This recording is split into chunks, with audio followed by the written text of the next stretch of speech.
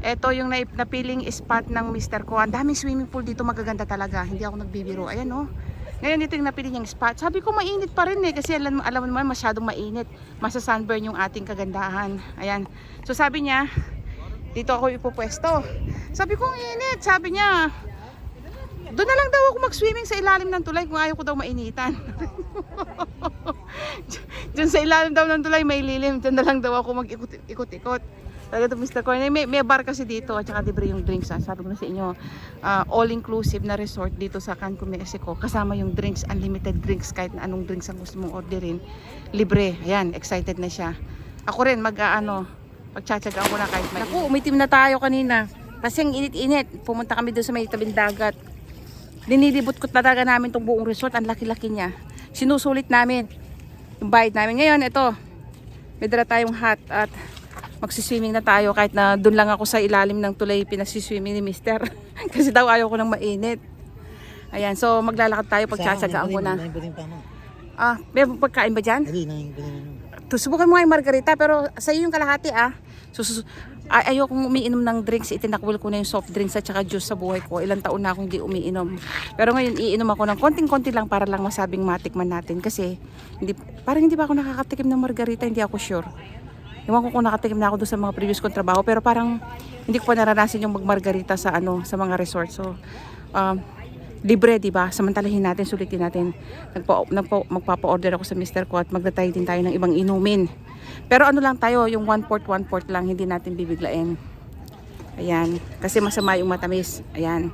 So magsiswimming muna tayo. Pero yung swimming ko, exercise yung naglalakad ako sa pool para hindi masyadong mainit. At maglalakad tayo sa pool para mag-burn ng calories. Yung kinain natin kanina, i-burn natin. Alam niyo ba na meron pa uling buffet dito?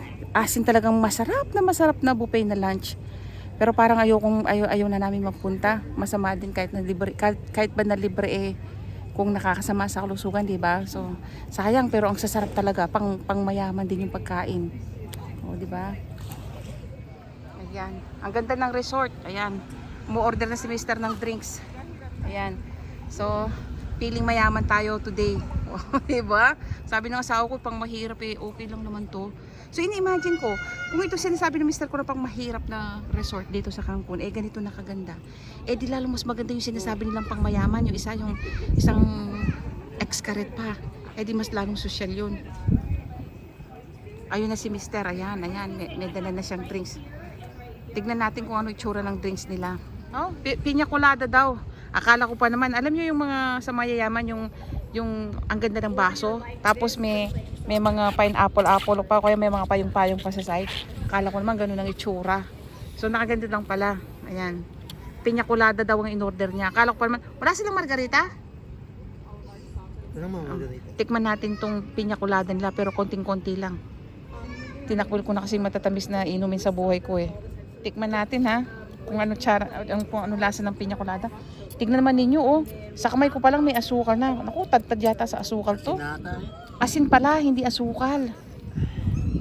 Actually, nagkamali tayo. Alam nila hindi tayo sanay uminom ng mamahaling inumin. Kala ko matamis. Asin pala itong nakikita nyo. Ayan yung sa gilid ng baso. Asin pala siya. So nagkamali tayo. Napag-aalaman tuloy hindi tayo mayaman talaga. Nagkukunwari lang tayong mayaman. Ngayon, tinikman ko siya. Hindi pala siya matamis. Lasang alak talaga. Parang buko na may alak na hindi ko maintindihan. Hindi siya matamis. Actually, maalat pa nga siya. Napaghahalata tuloy tayong hindi sanay umiinom ng mga ganito. Ayan, tikman natin ha. Ayan. Wala siyang katamis-tamis. Medyo siyang tamis, bahagya lang. Maalat siya, tapos lasang alak. Ayun. Etong asawa ko, tingnan nyo itong lasa. Nagpapanggap tayo mayaman, talagang hindi makita yung hindi talaga makita yung babakas natin na mayaman tayo, talagang mukha pa rin tayong mahirap. O ayan, nagsuot pa ng sunglass. O inumin mo para mukha kang mayaman. Nagpapanggap siyang mayaman at ayan. Pero sana mas social kung may mga may payong-payong pa yan. Di ba yung mga pangmayaman na inumin na piña colada? Ano ba tawag ulit dito? Piña colada at saka yung margarita, di ba? May mga payong-payong pa yan, may mga design pang prutas sa gilid yung baso, tsaka yung baso nila malinaw. Ito hindi malinaw Yan, tuloy, hindi ako magmukhang mayaman kasi hindi naka-design pang mayaman yung iniinom ko.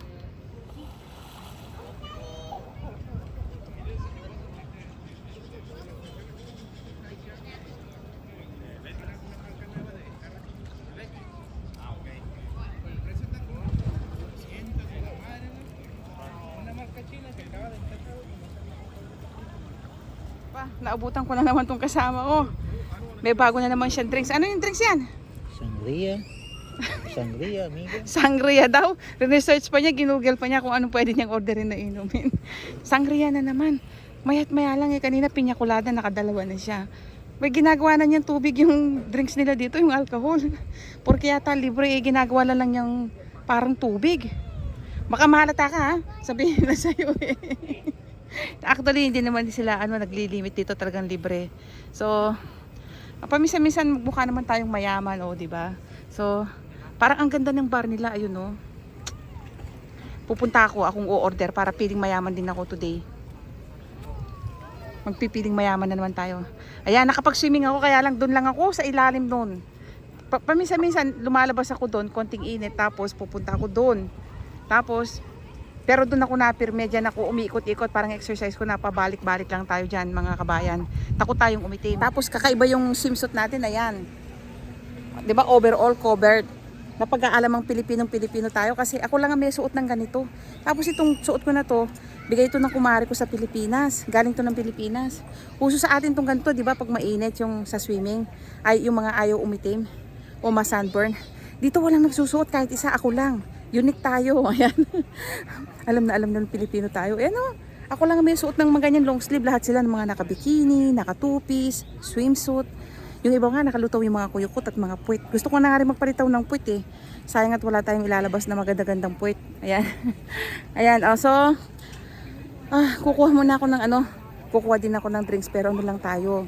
Yung sip lang, 2 sip lang, tapos ibibigay ko na kay mister. Kasi pag matamis ayoko.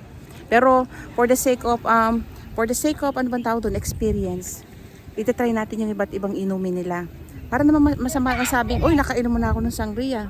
Uy, nakainom na ako ng piña colada. Ayan, so pupunta tayo. Ito yung isang resort nila, yung isang hotel, isang swimming pool nila. Ayan, ang ganda. Meron silang nagbibigay ng tuwalya doon, tapos yun ang bar. Kung gusto mong uminom ng drinks, iba-ibang klaseng drinks. Pwedeng juice, pwedeng alak, piña colada, ganyan. Sangria o kaya margarita. Mamaya itatry ko yung margarita. Ayan. So, yan yung una. So, ang plano ko, pupunta pa ako sa ibang swimming pool para naman makasulit ko yung binayad ko dito. Kumbaga mura na nga yung binayad ko, sinusulit ko pa, no? As in talaga yung 3,200 pesos a day is not bad. Like, tignan naman yung kinakain namin pagkain. Ang sasarap. Iba-ibang restaurant. Iba-ibang klaseng restaurant kasama yung sa,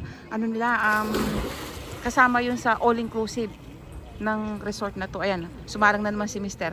Ayun, nagdala pa niya yung niya. Talagang piling mayaman ka ha. Dala pa niya uli yung niya doon. Nakikigay doon sa mga ibang puti rito na dala-dala yung drinks nila sa swimming pool.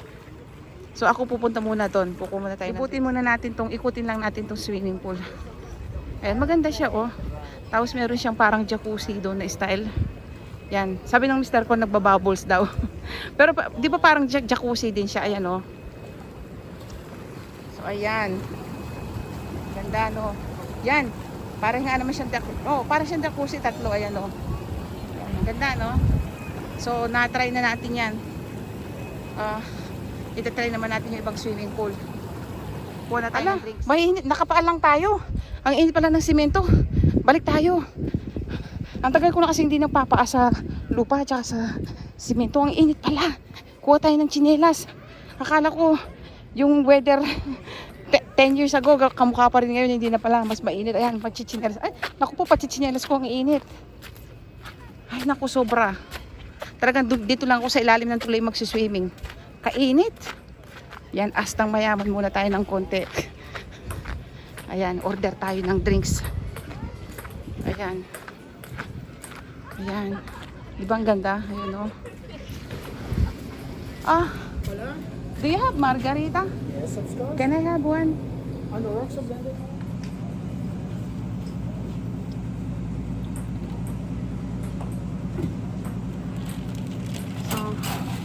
umorder tayo ng margarita.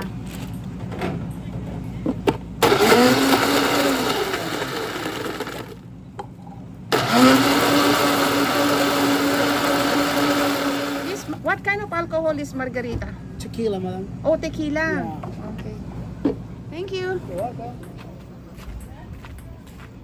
So, tequila pala yung ginagamit nilang alak. Yan, tequila yung gamit nilang alak para sa margarita. Bakit may asin din to? Medyo maalat din ng konti sa gilid. May asin siya sa gilid. Talagang pag-aalaman talagang hindi tayo sanay sa mga alak. Kaya no, medyo may alat din ng konti sa gilid. Tinanong pa nga ako kung blended or ay, mixed ba yun o blended tapos dalawa or on the rocks pala. Sabi niya, blended or on the rocks. Tatanungin ko sana kung anong difference ng blended sa on the rocks eh. Sinabi ko na lang blended.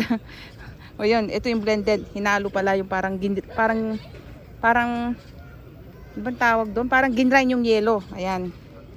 Sandali lang, pipicturean ko lang tong maarte kong mister. Ayan, so, teka. Binigay ko kay mister yung mga alak na in-order namin. So, may sangria na siya, may margarita pa. Tubig lang tayo. Ano lang ako, for experience lang. Umorder lang ako kasi libre naman, di ba? Walang bayad. Para tikman ko lang isang sip, dalawang sip-sip, ganyan. Para lang masabing natikman. Tapos ngayon, mas healthy pa rin tayo, tubig. Maraming tubig. Nagwa-water therapy tayo. Tapos exercise kasi naparami yung kain ko. Kahit ba sabihin mong healthy yung mga kinain ko, marami pa rin kasi sa normal kong kinakain. So, kailangan ilabas natin through water therapy. Maraming tubig at saka exercise dyan sa, yan. Doon tayo sa ilalim ng tulay, dyan ako nag-exercise. Water exercise tayo. Kaya sabi ko, sinusulit namin yung bayad. Actually, lugi pa nga yata sila sa amin. Kukuha na naman ulit tayo ng libreng alcohol drinks. Ayan.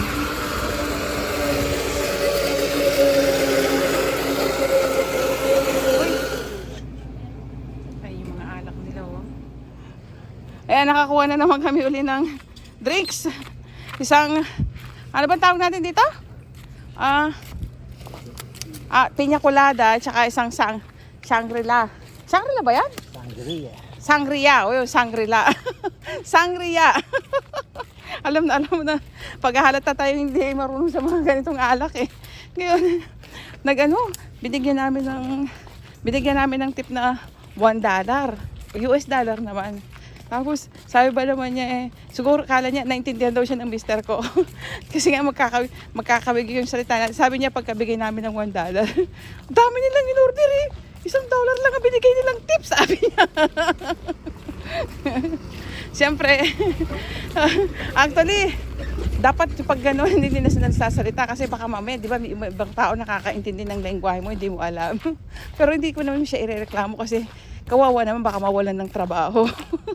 O, kung ganong komento na lang, hayaan mo na.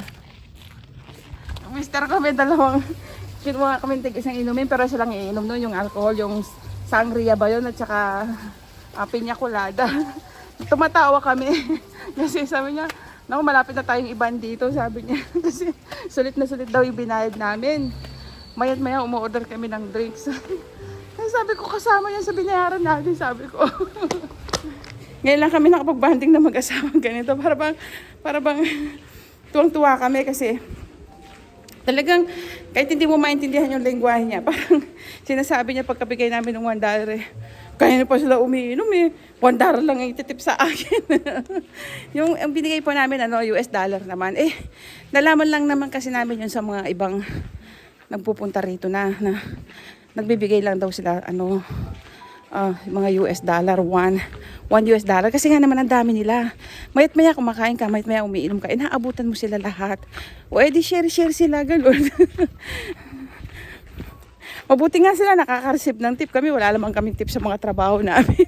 Pagtatrabaho mo yung kinikita mo, walang tip-tip.